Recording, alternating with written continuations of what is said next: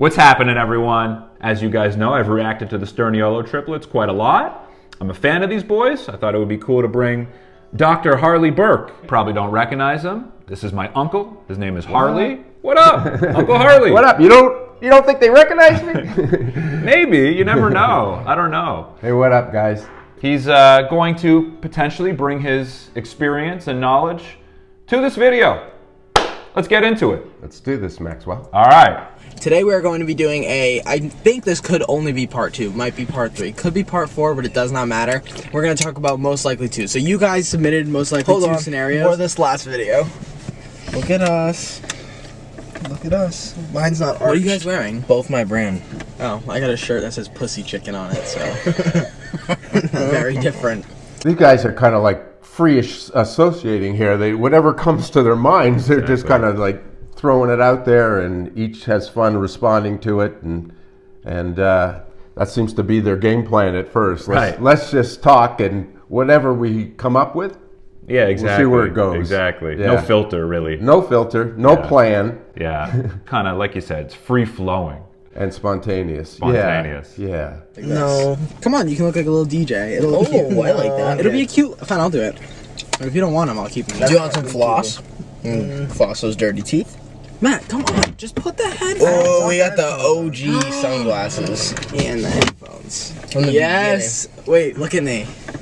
Oh, yeah. Can I see you? Yeah, you look cool. Is Nick kind of the leader here, Matt? I'm happy you said that. I'm Yeah. happy you said that. And if Nick's watching this, I'm sure he'd be happy you said that too. All right. I think so. In a way, he is. I've sort of commented before that I feel like Chris, and I'll let you make your own observations, but I felt like Chris kind of was the glue between Matt and Nick in a way. But Nick, he kind of takes responsibility for the videos, putting everything together, the editing, making sure everything's sort of done on time. So he's a leader in that way.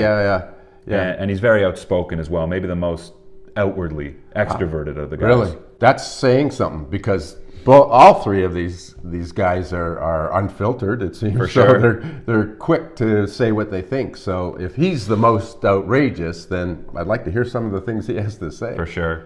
Don't play with it. I It's grabbed- weird. He flossed and I flossed, and then we both put our floss down, and then I went to pick mine back up and accidentally picked up his. It's really not that big of a deal. You're making it seem like I really crave your floss. To be honest, I don't give a fuck about your floss. Well, with I just think it's- with all due respect, your floss means nothing to me. I thought you were dirty and had a piece of lint on you. Well, maybe you should And keep your own in line, then. I tried to be a kind brother. Remove your lint. What do you think's going on here?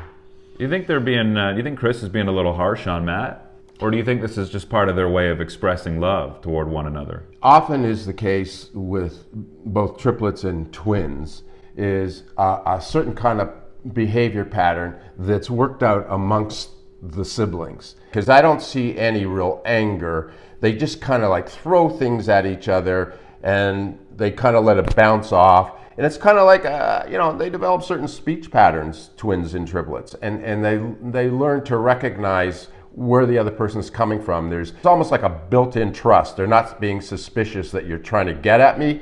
You're just making a comment, and this is the way you are. I get it. Yeah, they're not internalizing it. No, and taking it to heart. No, it's all fun for these guys. Go ahead. No, I was gonna say floss and correct you, but you. But all I I'm thought saying, it was Chris, lint. is Okay. if you're gonna do all this, make sure you keep your own in line. Then, if you're gonna keep my floss in line. I've never seen somebody reuse floss like that either. Floss is they actually tell you to reuse it when you buy the little I like how Nick's kind of just getting a kick out of it, listening to his two brothers kind of go at it in the front. He's just kind of watching, he's monitoring, he's seeing what's going on. He's really observant. I feel like when these two banter, though, it's usually between Matt and Chris. It feels like Chris kind of gets the upper hand a lot of the time. Although, again, it's all in good fun. I feel like just the jokes and the insults come a little bit more naturally. Whereas I think Matt, ultimately, and I've commented on this before, I think he thrives in a little bit more of a sort of a peaceful conversation. Right. And Chris, he seems to be the kind of guy that wants to make himself the center of attention. Yeah. His demeanor, right from the beginning, whether he wants to burp and tell you how he feels about your floss, like he's just like a reservoir of energy. I'm just putting myself out there. And the rest of the group, the two of them, remaining ones, are quite happy with that. Nobody's getting upset with him. This is my brother. This is how he rolls. Right. Yeah. Dude, I've been to the dentist where you use the dinosaur thing, and you're like, oh, you can like use it again, right? Like, is that the dinosaur if you put it on the counter, it is totally A-okay to rinse it off and use it the next day. That's totally hygienic. Okay. Totally perfect health if you do that. Like, it's not wrong. Is that the dinosaur one? Simple question. It's not, but you could technically reuse floss. And it's not like I was reusing you sound silly. So here they are arguing about dental floss, and all three of them simultaneously are looking at their phones. Interesting, yeah. They kind of went from jabbering at each other to, okay, time to take a break. Nobody said that. They just kind of stopped and they look at their phones. It's like I say, they kind of develop a pattern of behavior where they feel comfortable shifting and moving from topic to topic. There's probably an aspect of mirroring going on as well. Oh, sure. Right? Just sort of mirroring each other's behavior based on just that closeness and rapport that's so built in. No doubt about it. Yeah. Do you know if they're identical? I believe Triplets? so. I'd imagine they are. Guys, you tell us. I'd imagine they are. I'm in shock. Can we move on? Yeah, we can move on. There you go. Shock's insane. I was in shock when fucking... Tell me. Yeah, tell me. Keep that thought going. I was in shock when we hit 1 million subscribers. I was in shock when we did a lot of this. I was in shock when, like, shocking things happen. You're in shock that I'm talking about... How long you guys just fucking argued over dental floss is shocking. Nick stands up to him, huh? Nick stands up to him more than Matt does, it seems like. He does. Well, again, he seems to be the mediator there and tries to settle the issue and put a hold on things when he feels like it's getting a little bit out of hand. Right. But he defends himself pretty hard, which is interesting. Like, Nick goes, and he's kind of joking. Right. He's jokingly saying, I'm shocked by your behavior. I'm in shock. Can we move on? Yeah, we can move on. And there's just sarcasm involved, but there's some truth as well. But Chris, he even felt the need to defend that. He's like, shocking? And like he hit back. He's like, what's shocking is when we do this and this and this. Shock's insane. I was in shock when fucking... I think it's part of his banter. I don't know. It's part of his banter, part of his personality that he likes to be right. He wants to be right. I was just going to say that he has to sort of dominate the discussion. He does, first of all, behaviorally, and even with his tone, he raises his voice louder than the other ones. Yeah. And he uses like hand movements more than the other ones. And that he needs to get his point across, and he's unrelenting in that. For sure. And they all have their moments too. Like, I've seen Matt even as the aggressor before. But I would say, you're right, generally Chris is sort of the way you're describing him. Yeah. But we got really close there. Okay. All right, let's go. To diagnose themselves with a sickness after having one symptom of it.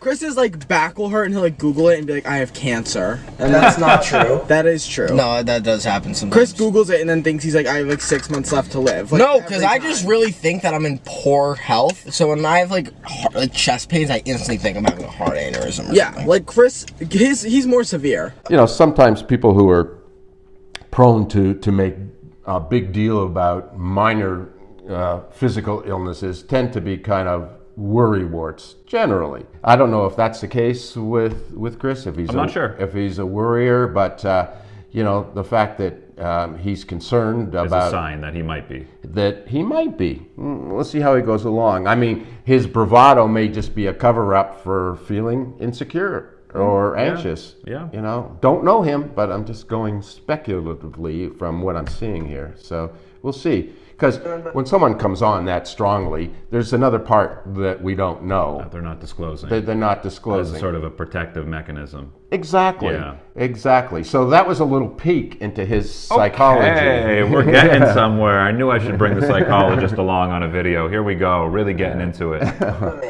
For a trader. Ooh. Oh my God. Huh? Your loyalty to the team. Scoffs. Ominous music plays as the characters fade into the distance.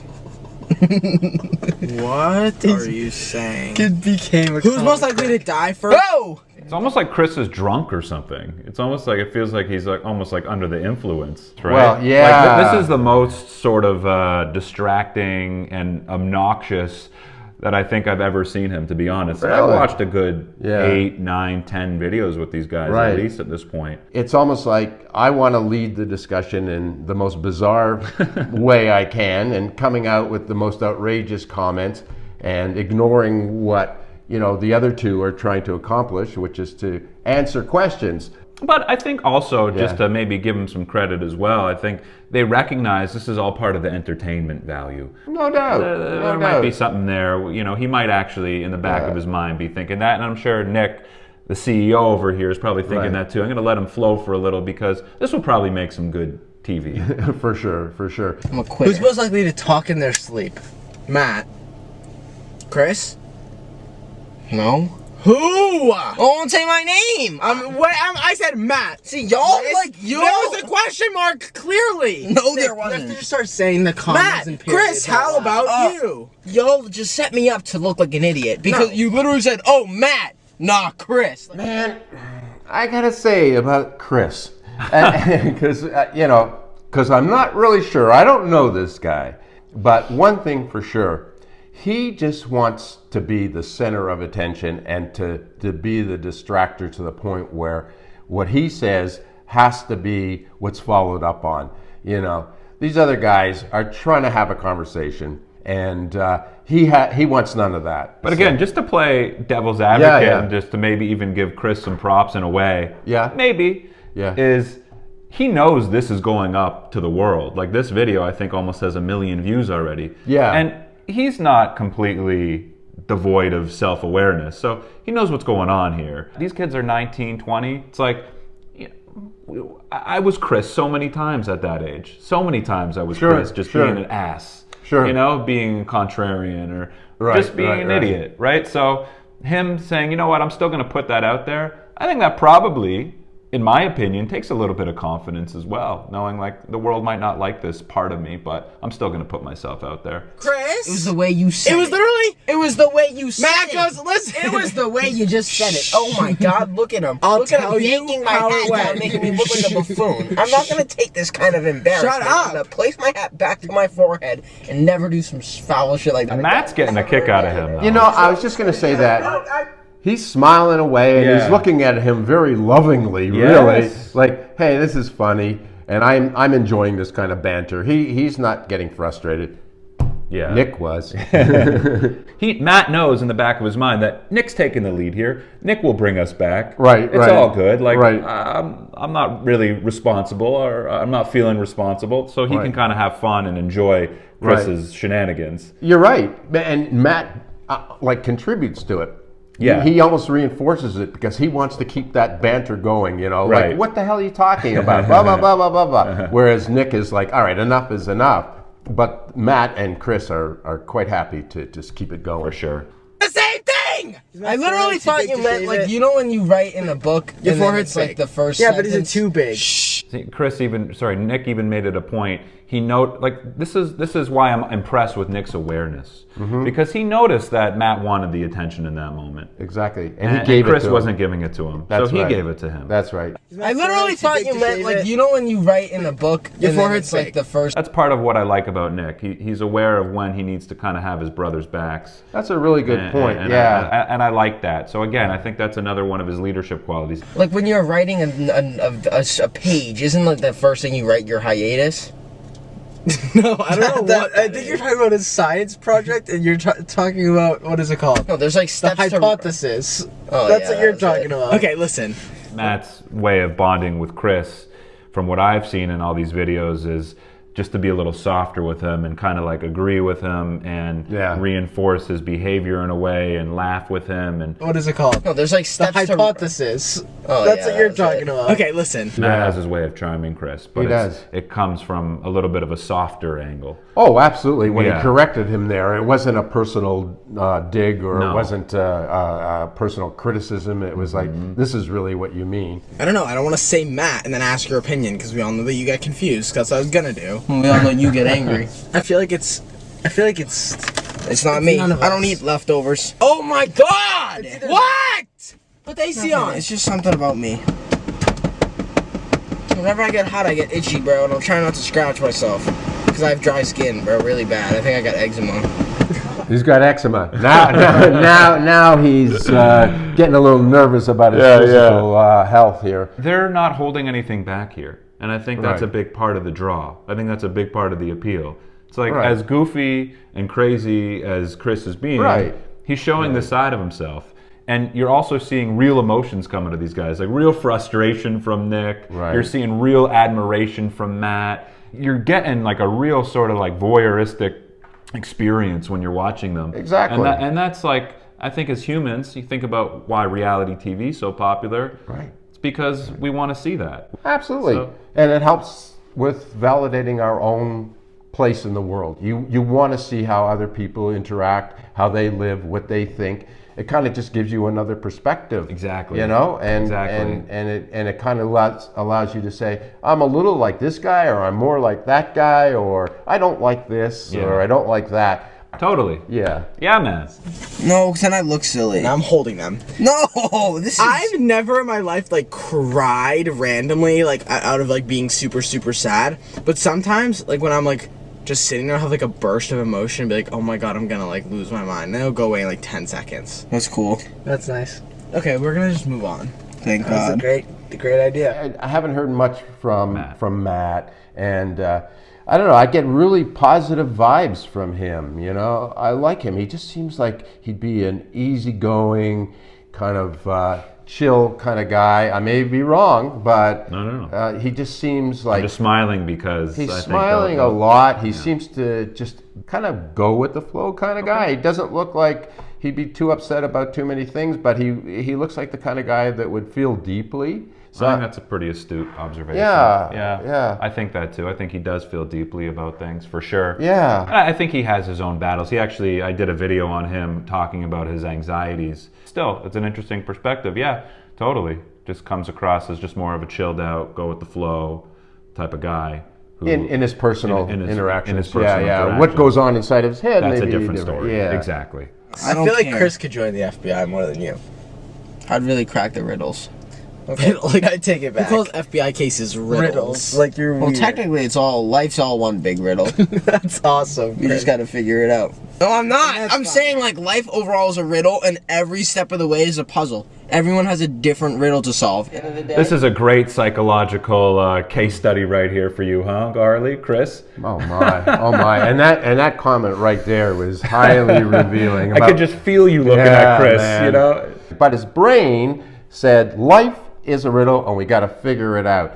And that probably says a lot about that dude right there. Like he's doing a lot of figuring out because he's so invested in being this out there kind of guy that I don't think he's kind of fine-tuned his own personality yet. You know, I think he's just kind of like saying, I think my role is to be this jokester and disruptor. And he's still figuring out his place in the world, which is not unusual for guys this age. Yeah, and that's not a bad thing. You're not hating on the guy in any way. Not at all. Yeah. Because he's still. We're not saying he's not a good guy. We're not saying any of that. No, I'm just saying. And by the way, for me, who's a guy who's in his 30s, I just started figuring myself out. So this isn't a knock on him. Not at all. No, just want to make that clear. I know that's not your intention either. Yeah. Not at all. I'm just going by what I'm seeing with him, and he's coming off right there as one-dimensional. In this video, one-dimensional being silly and distractive. I got you. Say it again. Me? It felt too forced. Okay. It felt too forced. I need you to bring it. He said, okay. Open up. Me? Yeah, that was more like it. There you go. You have a beast inside. Let him out. Okay. I feel like you don't really let out your true, like, oomph sometimes. And I just need to see it. Could I save my oomph up? So Chris, he's talking to his brothers and saying, "You do not express yourself enough. You don't. You don't show enough energy at times. You're not being true to yourself." Yeah. And you know, I think that's an interesting insight because I kind of got that sense from him too. He looks like a pleaser, people pleaser. Matt does, yeah.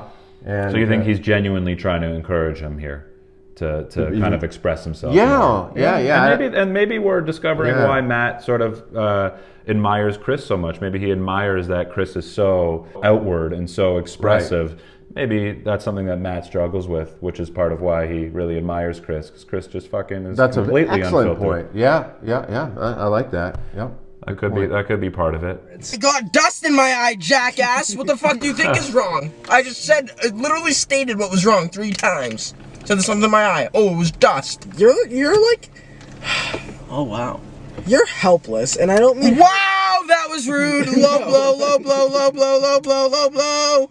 I don't mean You're helpless. I don't mean. You're not. You're pathetic. Fuck you. If you looked at the situation, he was like scratching. He's got eyes. He's got dust in his eyes, and he's like I'm overwhelmed. What am I going to do? I can't. The hat's too hot. I got this. I got to scratch. And Nick is saying you're helpless. You're helpless in terms of being able to control yourself at any given moment. You get overwhelmed so easily because either his thoughts are all over the place or some physical thing is affecting him. You're helpless, and I don't mean. Wow, that was rude. Low blow, low blow. And I think that affected him. That hit him. And that's the struggle. I think in part what I was mentioning earlier. Yeah, he's figuring out what's the riddle. How do I even tone down my own behavior? Some spicy stuff, guys. This is some spicy stuff. It's as simple as a nice cold shower. There's no joke here. Got it. Yo, my nipple. Did he just take his shirt off? Yeah. This guy, eh? Yeah. They're entertaining in the sense that these are young, good-looking guys who have an interesting interaction, very comfortable in front of the camera, and they like to be silly.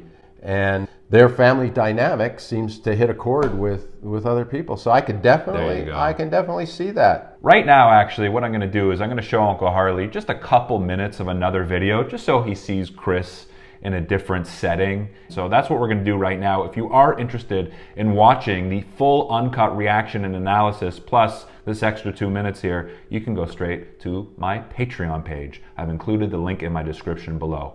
Other than that, we'll talk to you soon, guys. Peace out.